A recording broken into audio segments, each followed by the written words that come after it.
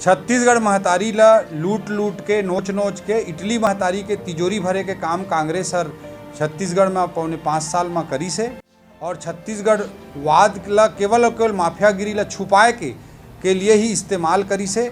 एमन छत्तीसगढ़ के हितैषी नहीं हुई। छत्तीसगढ़ राज्य ला बनाए के काम, छत्तीसगढ़ी बोली ला राजभाषा के दर्जा दे के काम, राजभाषा आयोग के गठन करे के काम, ये सब बूता ला हमार छत्तीसगढ़ में भारतीय जनता पार्टी करे है। मोदी जी हर हमार छत्तीसगढ़ के 3 ठा कलाकार मतलब पद्मश्री अवार्ड दे है। लेकिन जहाँ तक कांग्रेस के सवाल है वो हर छत्तीसगढ़ ला कोयला शराब सब तरह से लूटा थे। राजभाषा आयोग में अध्यक्ष तक नहीं बना है, कुछ छत्तीसगढ़ी किताब के प्रकाशन नहीं करा है। ये सब के जवाब देना चाहिए। और भूपेश बघेल जी गिल्ली भौरा और गेड़ी के बात करते, हमन तो कांग्रेस के ज़माना में गांव की स्कूल में चिखला के रहें तो गेड़ी में है स्कूल जान। भूपेश बघेल जी ला गेड़ी दौड़ के चुनौती देना चाहतन कौन पहला आती।